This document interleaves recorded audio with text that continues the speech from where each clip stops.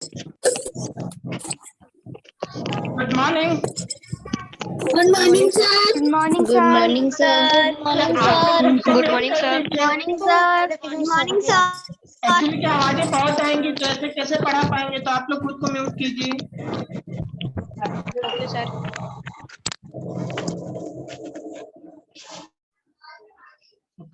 चलिए, आप मेरी आवाज आ रही है आपको? चलिए, वेरी गुड।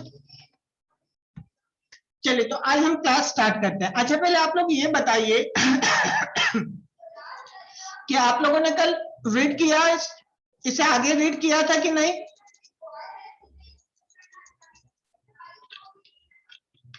आपने रीड नहीं किया इसे? ये चैप्टर को आपको रीड करना है बेटा।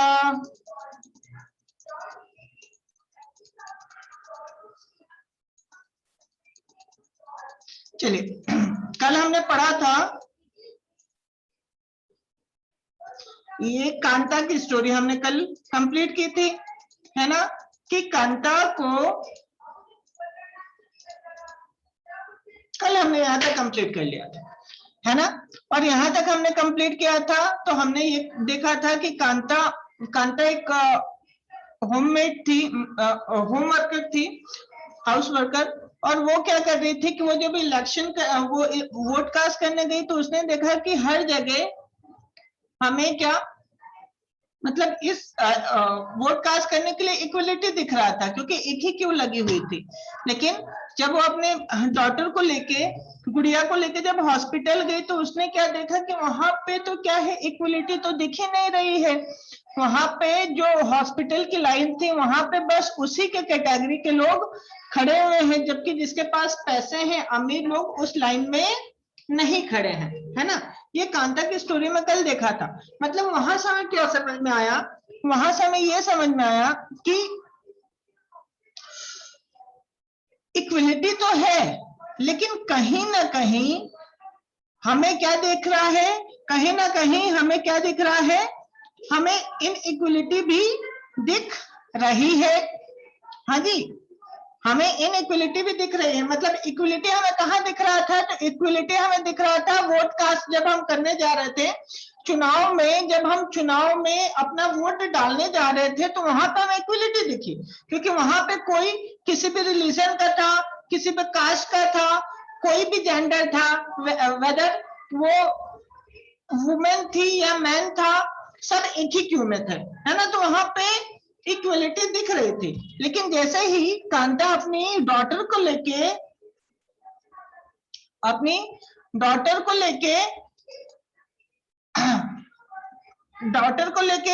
जब वो गई तो उसे इक्वलिटी फिर वहां पे दिखना बंद हो गया, क्योंकि हॉस्पिटल में वहां पे वैसे ही उसी के कैटेगरी के लोग खड़े हुए थे। तो यहाँ पे हमें ये देख के समझ में आया, कांता की स्टोरी पढ़ के ये हमें समझ में आया कि इक्वलिटी तो है, लेकिन क्या है? क्या है? इक्वलिटी तो है, लेकिन क्या है कि इक्वलिटी कहीं कहीं दिख रही है और कहीं कहीं इनइक्वलिटी भी है। ठीक है जी? तो चलिए आज हम उसी को अब पढ़ना स्टार्ट करते हैं, है ना? और आज एक उसी चैप्टर को हम आगे कंटिन्यू करते हैं।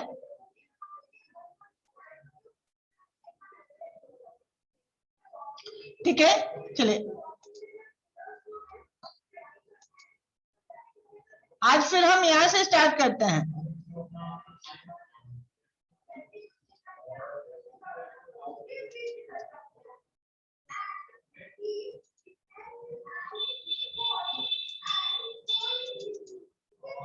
चलिए, आज हमारा हेडिंग है इक्वल राइट टू वोट। अब ये तो कल हमें दिखा था कि इक्वल राइट टू वोट, क्योंकि हमने कल देखा था कि जिस लाइन में कांता खड़ी थी उसी लाइन में अशोक जैन साहब भी खड़े थे, छोटे लाल भी खड़े थे, जहां पे कांता काम कर रही है ना? मतलब उस लाइन में कोई भी इनइक्वलिटी नहीं दिख रही थी, है ना? और इनइक्वलिटी नहीं दिख रही थी जहां पे ये कांता स्टैंड थी, उसी क्यू में अशोक जैन जो बड़े इंडस्ट्रियलिस्ट थे वो भी स्टैंड थे, छोटे लाल साहब भी स्टैंड थे, जिसका वहां कांता काम करती है ना? तो वहां पे क्या दिख रहा था कि इक्वलिटी है ना? और ये इक्वलिटी किस बेसिस पे है? तो भैया जब हम इलेक्शन में अपने वोट को कास्ट करने जाते हैं तो वहां पे इक्वलिटी है कि कोई भी हो, अमीर हो, गरीब हो, किसी भी रिलीजन का हो, किसी भी कास्ट का हो, किसी भी जेंडर का हो, वो समान है। उसे बोलते हैं यूनिवर्सल एडल्ट फ्रेंचाइज। देखिए ये लास्ट टाइम भी आपने पढ़ा होगा कि यूनिवर्सल एडल्ट फ्रेंचाइज क्या होता है। तो एवरी सिटीजन ऑफ इंडिया, जो हमने पढ़ा था कि कोई भी सिटीजन इंडिया का हो, भले वो किसी भी रेयर का हो, सेक्स का हो, कास्ट का हो, रिलीजन का हो, कोई भी लैंग्वेज बोलता हो, अमीर हो या गरीब हो, सब जो 18 ईयर प्लस के हैं उन्हें वोट कास्ट करने का राइट है। उसी को बोलते हैं यूनिवर्सल एडल्ट फ्रेंचाइज। देखिए फटाफट इसे हम पढ़ देते हैं यहाँ से, है ना। देखिए बता रहे थे story about beginning with the Kanta standing in the line of the cast her vote. Look again at the various people who are standing in the line with her. बस वही बता रहे हैं कि कांता जब वोट कास्ट करने गई तो उसने देखा कि मेरी लाइन में बहुत सारे लोग खड़े हैं, जो कोई अमीर है, कोई कुछ है, कोई टीचर है, तो कोई जर्नलिस्ट है, और मैं काम करने वाली हूँ, तो सब हम एक ही जगह स्टैंड है ना। तो वहां पे उसे दिखा कि हम इक्वल हैं। तो ये तो हुआ वहां पे इक्वलिटी।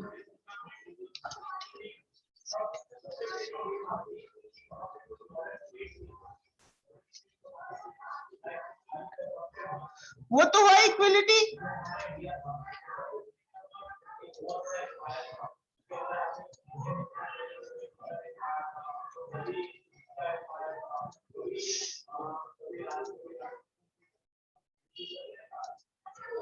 हाँ वो तो है इक्वलिटी।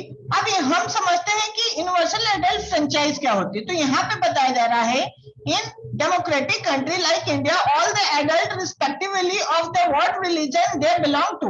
बता रहे हैं कि इंडिया जैसे डेमोक्रेटिक कंट्री में हर सिटीजन जो किसी भी रिलीजन के हो, irrespective of what religion they belong to, वो किसी भी रिलीजन के हो, how much educated they have had, वो कितने भी एजुकेटेड हो, है ना, वो कितने भी एजुकेटेड हो,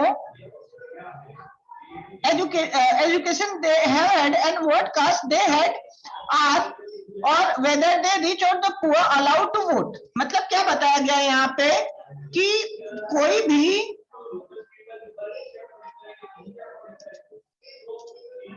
भी बताया जा रहा है कि इंडिया में जो भी सिटीजन है वो किसी भी रिलीजन के हो, है ना, किसी भी रिलीजन के हो। देखिए यहाँ पे लिखा है किसी भी रिलीजन के हो, कितने भी एजुकेटेड हो, है ना, किसी भी कास्ट के हो, वो रिच है या पुअर है, उन्हें वोट कास्ट करने का अधिकार है। जब वो क्या हो रहे हैं, जब वो 18 ईयर प्लस के हैं, तो उसी को बोला जाता है यूनिवर्सल एडल्ट फ्रेंचाइज, है ना। उसी को क्या बोला जाता है? Universal adult franchise. Universal adult franchise क्या है बेटा? इंडिया का जो भी सिटीजन है वो किसी भी रिलीजन का हो, किसी भी कास्ट का हो, वो कितना भी एजुकेटेड हो और रिच हो या पुअर हो, अगर वो 18 ईयर प्लस का है तो उसे उसका वोट कास्ट करने का राइट है। चुनाव में उसे वोट देने का अधिकार है। उसी को बोलते हैं यूनिवर्सल एडल्ट फ्रेंचाइज। उसी को क्या बोलते हैं बेटा? Universal adult franchise. ठीक है जी। तो ये यूनिवर्सल एडल्ट फ्रेंचाइज पे आपको एक क्वेश्चन आएगा, what is universal adult franchise. तो वहां पे आपको बताना रहेगा कि all citizen of India whether he is whether he or she belongs to any religion, any caste, how much he or she educated or rich or poor, if he had 18 year plus, he had or she had right to vote. It is called universal adult franchise। मतलब वो लोग जो 18 साल से ज्यादा के हैं और वो किसी भी रिलीजन के हो, किसी भी कास्ट के हो, कितने भी एजुकेटेड हो, अमीर हो या गरीब हो, उन्हें चुनाव में वोट डालने का अधिकार है। उसी को बोला जाता है यूनिवर्सल एडल्ट फ्रेंचाइज, है ना। तो ये यूनिवर्सल एडल्ट फ्रेंचाइज हमने देखा। ये पैरा आप घर पे बैठ के पढ़िएगा, क्योंकि क्या है ये पैरा आपको पढ़ना जरूरी है। It is not possible for me कि मैं एक एक लाइन यहाँ पे पढ़ के आपको बताऊं, है ना। तो देखिए यूनिवर्सल एडल्ट फ्रेंचाइज हमने यहाँ से पढ़ा। अब हम थोड़ा सा आगे बढ़ते हैं। इस पूरे पैरा में यूनिवर्सल एडल्ट फ्रेंचाइज वो आपको समझा रहा है। ये देखिए इस पैरा में क्या बता रहा है, what is that makes Kanta unsure, let's take a look day in her life. She lives in the slum, has a friend behind her house. क्या बताया जा रहा है कि अब देखते हैं हम थोड़ा कांता की लाइफ को देखते हैं। कांता क्या बता रहा है कि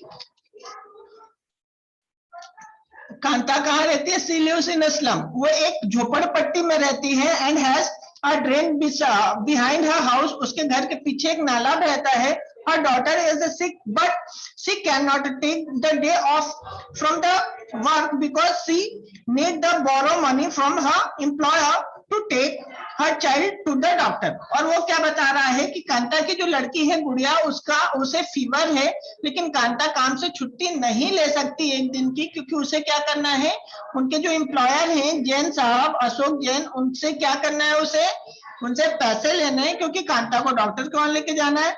हर job as a domestic help, her job as the domestic help tries her out and finally she ends the day by again standing in the long line. This line in front of the government hospital is unlike to one in the morning because most of the people standing in it up हुआ। अब वो बता रहा है, मतलब थोड़ा सा यहाँ पे कांता की लाइफ में बताया, और वो बता रहा है कि कांता जो है वो क्या है, एक स्लम में रहती है। उसका जो जहाँ पे रहती है वो गंदगी है उसके कॉलोनी में, और उसकी जो डॉटर है गुड़िया, वो फीवर में सफर हो रही है, लेकिन कांता काम से छुट्टी नहीं ले सकती है। क्यों नहीं ले सकती है, क्योंकि कांता को क्या करना है, पैसे लेने हैं, तभी तो गुड़िया को डॉक्टर के वहां लेके जाएगी। और शाम को गुड़िया को डॉक्टर के वहां लेके जाती है, और उसे फिर क्या दिखता है, शाम को जब गुड़िया को डॉक्टर के वहां लेके जाती है तो उसे वहां पे भी उसे लाइन दिखती है। मतलब कांता जो सुबह लाइन में खड़ी थी उसमें तो सभी कोई खड़े थे, लेकिन कांता जिस लाइन में अभी गवर्नमेंट हॉस्पिटल की लाइन में खड़ी है वहां पे क्या दिख रहा है बेटा, तो वहां पे ये दिख रहा है कि जो कांता है वो जिस लाइन में खड़ी है गवर्नमेंट हॉस्पिटल की लाइन में, वो गरीब लोगों की लाइन है। ठीक है, अब देखिए हम यहाँ पे देखते हैं other kind of equality, heading दिख रही है ना, अदर काइंड ऑफ इक्विलिटी। इसका मतलब क्या हुआ कि दूसरे तरीके की इक्विलिटी। हाँ जी, तो आप देखिए इक्विलिटी किस किस टाइप की होती है। देखिए यहाँ पे बताया जा रहा है Kanta is one of the many people who lived in the democratic India and who has the right to vote, but whose daily living and the working condition are far from the equal. A part of the being poor people in the Indian experience inequality in different way. Let us see what this means by the reading the two stories given below. Each of these is based on the real incident in the pupil's life and reflect the different kind of the inequality that exists in India.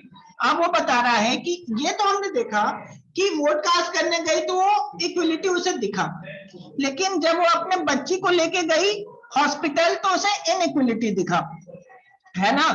अब यहाँ पे बताया जा रहा है इस para में कि इनइक्विलिटी कितने बेसिस पे हो सकती है। तो यहाँ पे नीचे दो स्टोरी दी गई है ना।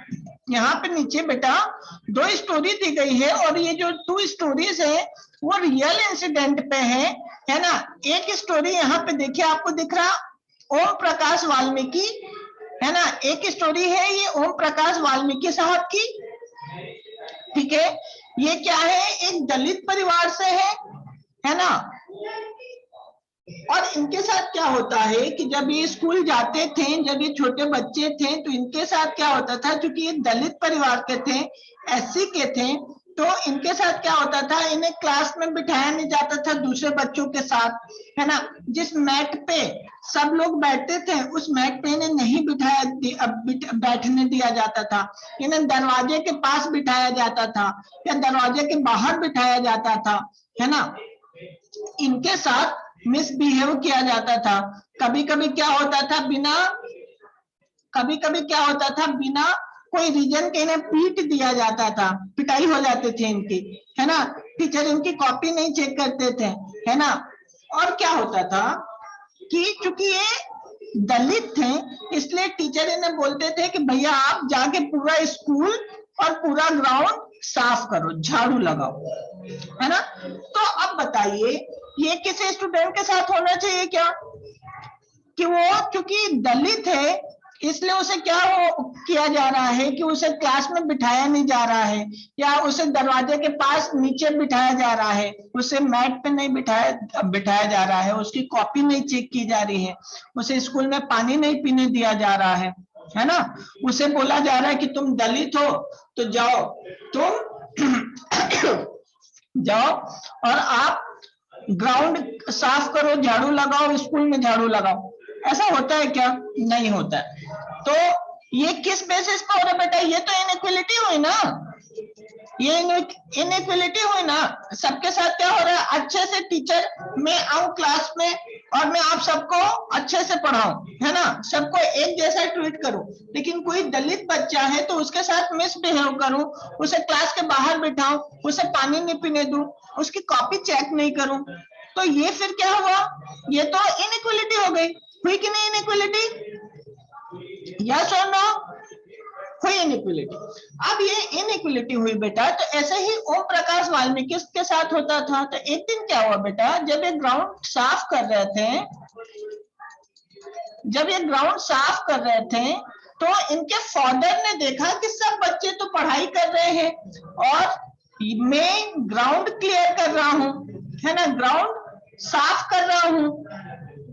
तो इनके फादर को गुस्सा आया और वो स्कूल से लेके गए और ओम प्रकाश वाल्मीकि के टीचर से बोले कि यार ये तो आप इनइक्वालिटी कर रहे हैं, है ना, और इस बेसिस पे क्योंकि मेरा बच्चा दलित है ना, बाकी बच्चों को तो आप अच्छे से पढ़ा रहे हैं लेकिन मेरा बच्चा दलित है, इसलिए आप इसे इनइक्वालिटी कर रहे हैं, जो इसे राइट मिलने चाहिए आप नहीं दे रहे हैं।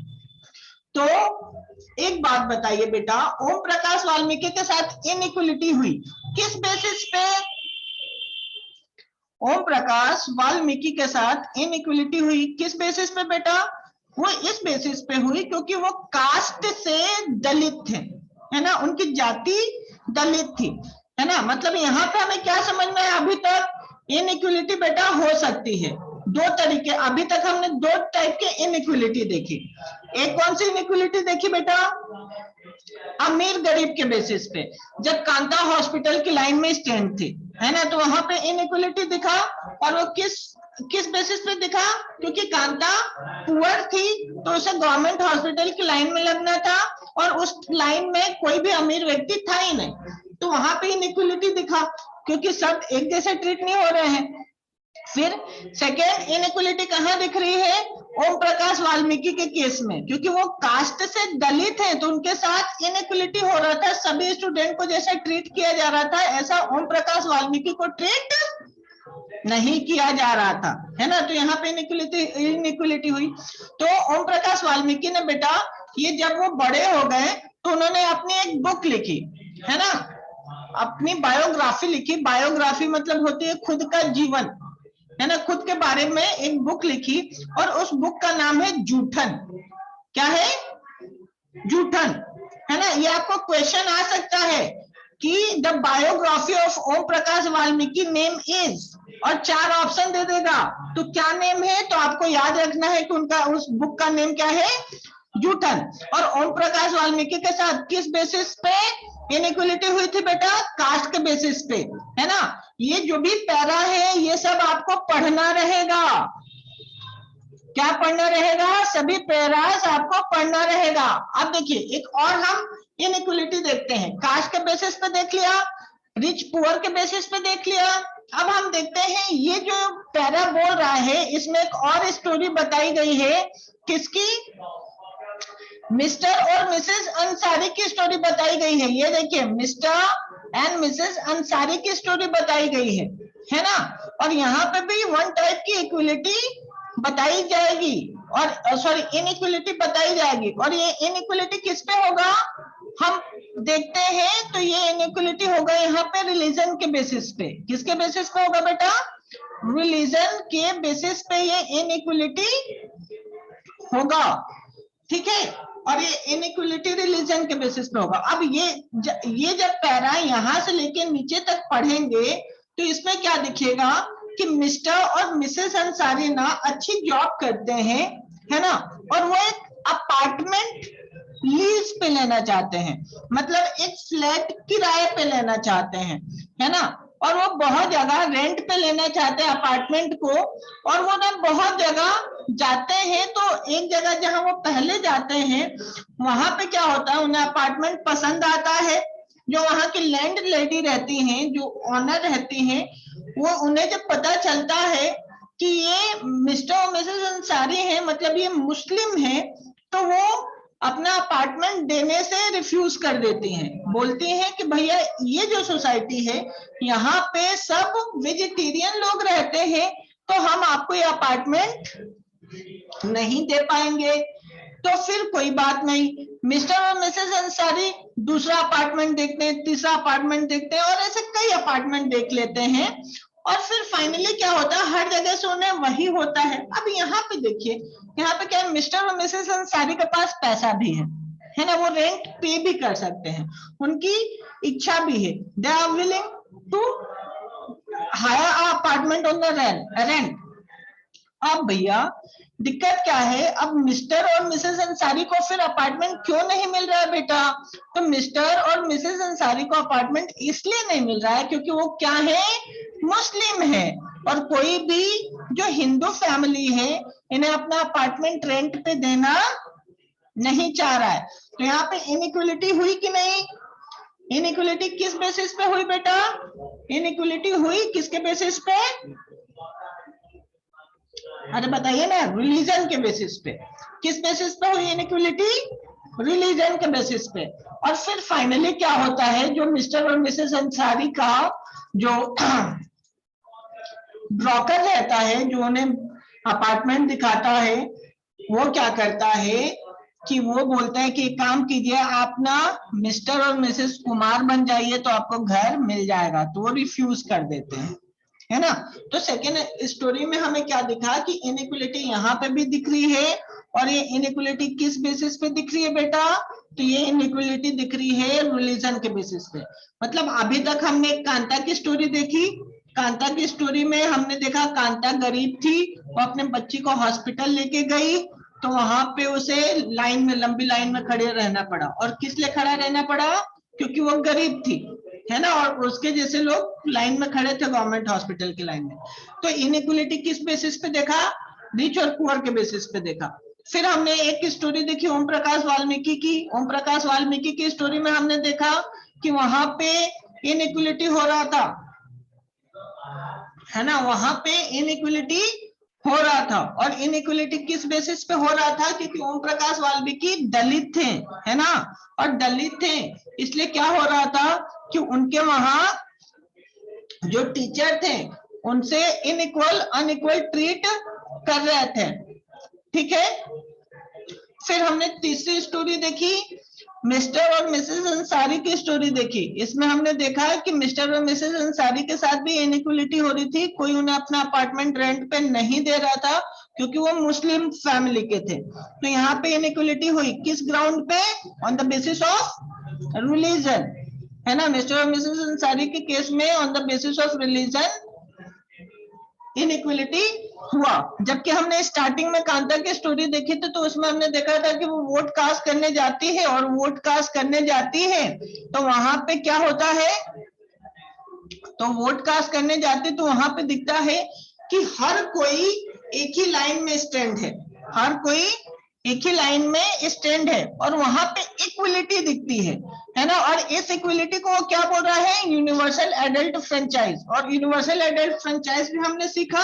तो यूनिवर्सल एडल्ट फ्रेंचाइज क्या होता है कि अगर कोई इंडियन सिटीजन वो भले किसी भी कास्ट का हो, कैटेगरी का हो, सेक्स का हो, वो एजुकेटेड हो कि ना हो, रिच हो या पुअर हो, अगर वो एडल्ट है, एडल्ट मतलब 18 ईयर से ज्यादा का है, 18 ईयर या 18 ईयर से ज्यादा का है, उसे वोट कास्ट करने का राइट है। इसी को क्या बोलते हैं बेटा? Universal adult franchise.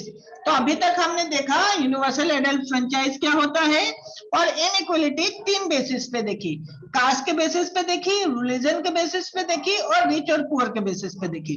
चलिए अब हम नेक्स्ट हेडिंग देखते हैं, और हमारा नेक्स्ट हेडिंग है रिकॉग्नाइजिंग डिग्निटी, है ना। अब देखते हैं इस के अंदर हम क्या सीखने वाले हैं। देखिए, you have understood by now that the caste we are born into, the religion we practice, the religion we practice, the class background we come from, whether we are male or the female, there are often the things to determine why some people are treated unequal. Om Prakash Valmiki and Ansari are being treated unequal on the basis of the different caste and the religion.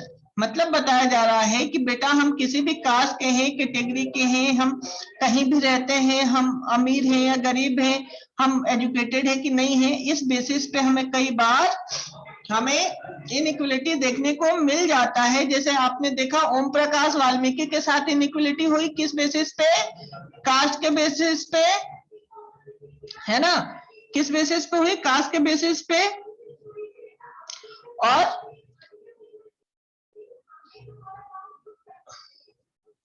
Cast के basis पे हुई, और mister Ansari के साथ inequality हुई किस basis पे हुई? तो मिस्टर अंसारी के साथ इनइक्वालिटी हुई रिलीजन के बेसिस पे, है ना। अब देखते हैं कि डिग्निटी, है ना। अब देखिए डिग्निटी, यहाँ पे डिग्निटी क्या है? Recognising dignity. डिग्निटी मतलब होता है अपना मान सम्मान, है ना। कोई हमें इंसल्ट नहीं करे, हमारी डिग्निटी, हमारा मान सम्मान बना रहे, है ना। ठीक है, तो अब यहाँ पे देखते हैं, बताया जा रहा है when the person are treated unequal, their dignity is violated। अगर मान लीजिए आप किसी से अच्छा बिहेव ना करें, किसी को इनइक्वल ट्रीट करें, आप लोग क्लास में आए और मैं सबको अच्छे से ट्रीट करूं और आपको बोलूं कि इस मैट पे मत बैठो, क्लास में मत बैठो, मैं आपकी कॉपी टच नहीं करूंगा, मैं आपको टच नहीं करूंगा, है ना। मैं बिना किसी रीजन का आपको पीट दूं, है ना, पिटाई हो जाए आपकी, और मैं बोलूं कि जाओ सब पढ़ाई कर रहे हैं, आप जाके स्कूल का कैंपस साफ करो, आगे जो ग्राउंड है वो साफ करो, तो ये इनइक्वालिटी हो गई कि नहीं? अब ये इनइक्वालिटी अगर मैं आपके रिलीजन के बेसिस पे कर रहा हूं तो अच्छी बात नहीं है ना। अगर मैं इनइक्वालिटी आपको आपके कास्ट के बेसिस पे कर रहा हूं तो वो भी अच्छी बात नहीं है। और यहाँ पे क्या होगा, जब ऐसा आपके साथ बिहेव होगा तो आपको बुरा लगेगा ना, है ना। अरे यस, बुरा लगेगा कि नहीं? यस भाव सर,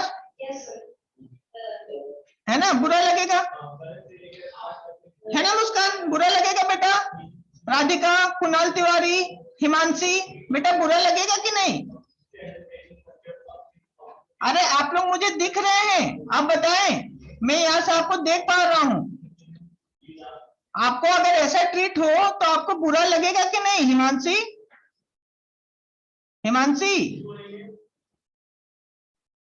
हिमांशी माइक चालू करो बेटा, मेरा माइक चालू कर लो। जैसे मेरी आवाज नहीं आ रही क्या आपको? कुणाल मेरी आवाज आ रही बेटा? ठीक है, तो ऐसा बुरा लगेगा, और ये बुरा लगेगा तो हमारी डिग्निटी तो अफेक्ट होगी ना, हमारी डिग्निटी, मान सम्मान को धक्का लगेगा ना। तो वही बताया जा रहा है कि अगर ऐसा होता है तो हमारी मान सम्मान को धक्का लगता है, जैसे ओम प्रकाश वाल्मीकि के साथ हुआ और अंसारी के साथ हुआ, है ना, उनकी डिग्निटी वायलेट हुई, है ना, डिग्निटी वायलेट हुई। तो यही बताया जा रहा है। देखिए यहाँ पे लिखा हुआ है when the person are treated unequal, their dignity is violated. The dignity of both Om Prakash Valmiki and Ansari was violated because of they was in which they were treated by the picking on him and making him sweep the school because of his caste. Om Prakash Valmiki schoolmate and the teacher hurt their dignity badly and made him feel as if he was less than equal to all other students in the school. क्या बताया जा रहा है कि क्योंकि उनका cast अलग था, दलित थे, इसलिए उनसे अनइक्वल ट्रीट किया जा रहा था, उनसे बैडली ट्रीट किया जा रहा था, जिससे उनकी डिग्निटी वायलेट हो रही थी, उनके मान सम्मान को धक्का लग रहा था, है ना. Being a child, Om Prakash Valmiki could be very little about the situations that he was in. It was 1 minute. Where is it? Where it was? Om Prakash Valmiki could be very little about the situation it was in. मतलब और ओम प्रकाश चूंकि छोटे थे तो वो समझ नहीं पाते थे कि ये मेरे साथ क्या हो रहा है, लेकिन एक दिन जब उनके पापा ने देखा कि he is sweeping, felt angry, वो गुस्सा हो गए by this unequal treatment and comforted the teacher. The Ansari's dignity was hurted. The person refused to lease their apartment in to them. भैया बताया जा रहा है कि देखिए ओम प्रकाश वाल्मीकि के साथ क्या हुआ कि वो अनइक्वल ट्रीट किए जा रहे थे उनके कास्ट के बेसिस पे. अंसारीज के साथ क्या हुआ, वो अनइक्वल ट्रीट किए जा रहे थे उनके रिलीजन के बेसिस पे, और इसलिए क्या हो रहा था, उनके साथ उनकी डिग्निटी वायलेट हो रही थी, है ना. अब हम देखते हैं next heading, equality in Indian democracy. देखिए इंडियन डेमोक्रेसी जो है, भारत इंडियन कॉन्स्टिट्यूशन जो है, यहाँ पे देखिए कॉन्स्टिट्यूशन लिख रहा है ना. कॉन्स्टिट्यूशन क्या है, एक रूल बुक है, अब basic rule book by which country is governed, है ना, जिसमें जो रूल लिखे हैं उसी के द्वारा कंट्री चलाई जाती है. तो यहाँ पे लिखा गया है Indian constitution recognize every person as the equal. Indian constitution मानता है कि सब कोई इक्वल है, सब कोई इक्वल है ना. Every individual is country equal including male और female person from all the caste, religion, tribe, education and the economic background are recognizing as equal. क्या बताया जा रहा है कि श्रेया बेटा समझ में आ रहा है कि नहीं, श्रेया साहू?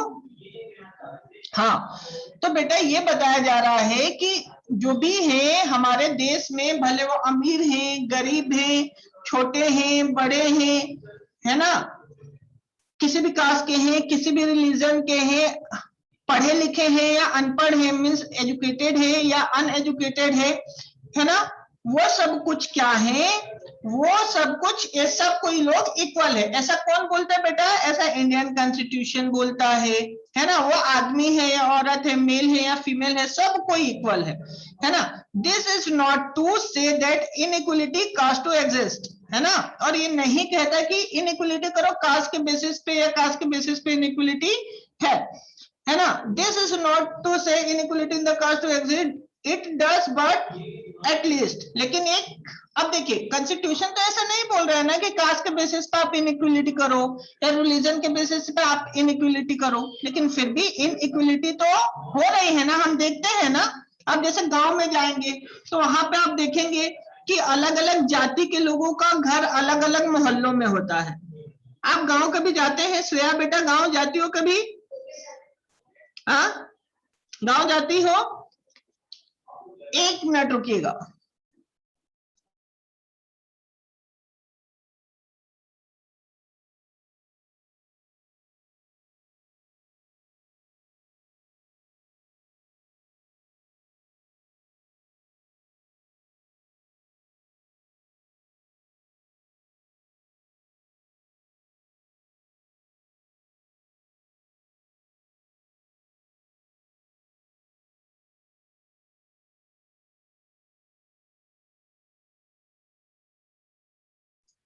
चलिए, तो आप लोग गांव जाते हैं कि नहीं? आप लोग गांव जाते हैं? शिखा बेटा गांव जाती हो आप? गांव जाते हैं आप लोग? एक मिनट बेटा, एक मिनट.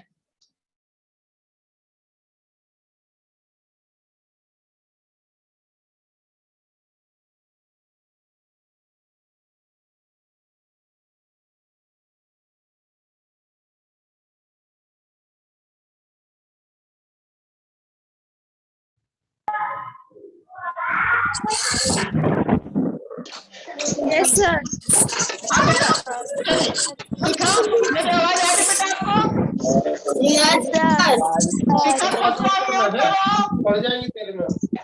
लिखा ना बुढ़े। चलिए सिद्धेश, मेरी आवाज आ रही है बेटा? Yes, आप लोग sir. खुद को अनम्यूट करें। तो मैं बोल रहा था, आप लोग गाँव जाते कि नहीं? Yes, sir. Yes, जाते हैं। जाते हैं। जैसे जाते हो ना बेटा गाँव? Yes, sir. अच्छा, गाँव जाते हो आप, तो आपको ऐसा दिखता है क्या कि गांव में जो गांव होता है वहां पे अलग अलग जो कास्ट के लोग होते हैं, ब्राह्मण का घर एक तरफ होता है, जो क्षत्रिय लोग होते हैं उनका एक तरफ होता है, जो एसटी वाले लोग हैं उनका घर एक तरफ, उनका मोहल्ला ही अलग होता है। ऐसा आपने देखा है कभी? Yes, sir. देखा है? या फिर गाँव में क्या होता है, कोई ना हमारे वहां आता है तो वो हमारे चेयर पे नहीं बैठता है या वो नीचे बैठता है ना? ऐसा कभी आपने देखा है? Yes, sir. देखा। तो ये क्या हो रहा है आप लोगों ने देखा है ना? फिर ऐसा भी होता है गांव में, कभी आपने देखा होगा कि वो उनके साथ मत जाओ, उनके घर खाना मत खाना, है ना? वो छोटी जाति के हैं, है ना? उनके वहां पानी मत पीना, ऐसा होता है? Yes, sir. ऐसा होता है? आपने कभी ऐसा एक्सपीरियंस किया है क्या? ऐसा आपने कभी एक्सपीरियंस किया है ना? तो बेटा ये क्या है? इनइक्वलिटी है। किस बेसिस पे? कास्ट के बेसिस पे। अगर कोई आपके वहां मुस्लिम है और आपको बोला जा रहा है कि यार उससे दूर रहो, उसे अपने वहां मत आने दो, तो ये क्या कर रहे हैं आप? हिमांशु बेटा बात समझ में आ रही है? प्रियांशु बात समझ में आ रही बेटा? तो ये क्या हो रहा है, कोई मुस्लिम है तो हम उसे बोल रहे हैं कि आप उसके साथ बात मत करो, आप उसके साथ खेलो मत, आप उसका फूड शेयर मत करो, उसके लंच से खाना मत खाओ। राखी धाकड़, राखी धाकड़, मेरी आवाज आ रही है बेटा आपको? यस और नो? राखी मैं आपसे बात कर रहा हूँ। हाँ, तो राखी जैसा आप लोगों ने देखा है ना, तो यही हम चैप्टर में पढ़ रहे हैं बेटा, ये है इनइक्वलिटी। इनइक्वलिटी किस बेसिस पे होती है? कास्ट और कैटेगरी के भी बेसिस पे होती है। चलिए हम क्लास आज यहीं पे स्टॉप करते हैं। आप बुक को रीड करना, है ना? आप बुक को रीड करना और कल हम यहीं से आगे कंटिन्यू करेंगे। चलिए by two everyone. Bye, sir. Bye, sir. Bye, sir. Bye, sir.